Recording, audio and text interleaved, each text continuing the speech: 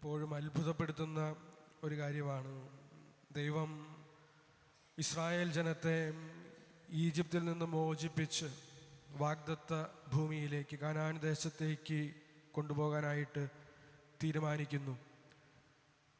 അങ്ങനെ തീരുമാനിക്കുന്ന ദൈവം ഈ ഈജിപ്തിൽ നിന്ന് കനാൻ ദേശത്തേക്ക് അന്നത്തെ ഒരു ഭൂമിശാസ്ത്രം വെച്ച് നോക്കിയാൽ ഏറ്റവും വേഗം കുറഞ്ഞ് നടന്നാൽ പോലും എത്താൻ വേണ്ടത് കൂടിപ്പോയ 45 ദിവസങ്ങളാണ്.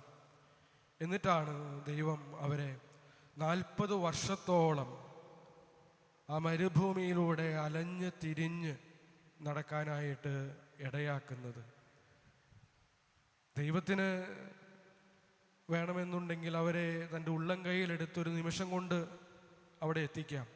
ഇനി അതുമല്ലെങ്കിൽ മനുഷ്യൻ നടക്കുന്ന വേഗത്തിൽ നടന്നാൽ തന്നെ അവർക്ക് ഉണ്ടാകുന്ന പ്രതിസന്ധികളെ അതിനെ നീക്കം ചെയ്ത് അവരവരുടെ സാധാരണ വേഗത്തിൽ നടക്കാനായിട്ട് അനുവദിക്കാം.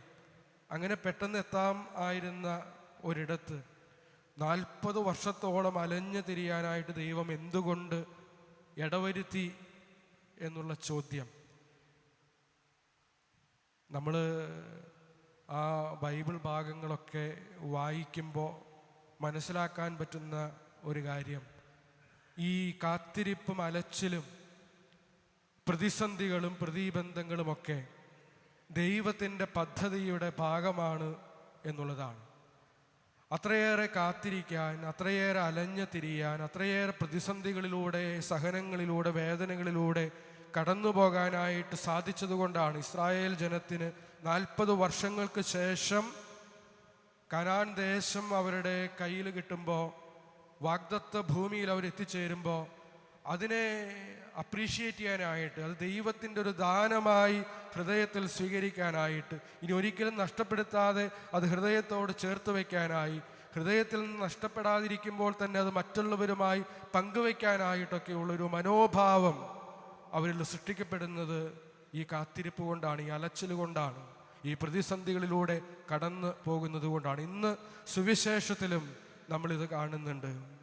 ഈശോയ്ക്ക് ഏറ്റവും ഇഷ്ടപ്പെട്ട ലാസർ രോഗബാധിതനാണ് എന്ന് സഹോദരിമാർ ഈശോയെ അറിയിച്ചിട്ടും സുവിശേഷത്തിൽ നമ്മൾ വായിക്കും, അവർ 2 ദിവസം കൂടി കാത്തിരുന്നു അങ്ങോട്ടേക്ക് പോകുന്നതിന് മുമ്പായിട്ട്. തീർച്ചയായിട്ടും മർത്തായ്ക്കും മറിയത്തിനും വിഷമം തോന്നിക്കാണും. ഇത്രയേറെ അവൻ സ്നേഹിച്ചിരുന്നിട്ടും ലാസർ രോഗബാധിതനാണെന്ന് അറിഞ്ഞിട്ട് എന്തേ അവൻ പെട്ടെന്ന് വീട്ടിലേക്ക് വരുന്നില്ല, അവനെ സുഖപ്പെടുത്തുന്നില്ല. പക്ഷെ ഈ കാത്തിരിപ്പാണ് 3 ദിവസങ്ങൾക്ക് ശേഷം ലാസർ ഉയർപ്പിക്കപ്പെടുമ്പോൾ ജീവനെ കുറെ കൂടെ ഒരു ദൈവത്തിൻ്റെ ദാനമായി കാണാൻ, ലഭിക്കുന്ന സഹോദരനെ കുറെ കൂടെ ഹൃദയത്തോട് ചേർത്ത് വയ്ക്കാൻ, ആ ലഭിച്ച വലിയ ദാനത്തെ മറ്റുള്ളവരുമായി സന്തോഷത്തോടെ പങ്കുവയ്ക്കാനായിട്ടുള്ളൊരു മനോഭാവം കൂടുതലായി ആ സഹോദരിമാരിലും അത് കാണുന്നവരിലും അത് അനുഭവിക്കുന്നവരിലും നൽകുന്നു. അതുകൊണ്ട് സ്നേഹമുള്ളവരെ, നമ്മുടെ ജീവിതത്തിലും കാത്തിരിപ്പുകൾ പലപ്പോഴും വേദനയായി കൊണ്ടു നടക്കുന്നവരാണ് നമ്മൾ. ദൈവത്തോട് പ്രാർത്ഥിച്ചിട്ടും എൻ്റെ ജീവിതത്തിൽ എന്തേ ഇടപെടുന്നില്ല, എന്തേ അവൻ ഉറങ്ങുകയാണോ എൻ്റെ ജീവിതത്തിൽ എന്നൊക്കെ ചോദിക്കുന്നവരാണ്, പരിതപിക്കുന്നവരാണ് നമ്മൾ. പക്ഷേ നമ്മൾ ഓർക്കണം, ഈ കാത്തിരിപ്പ് ദൈവത്തിൻ്റെ പദ്ധതിയുടെ ഭാഗമാണ്.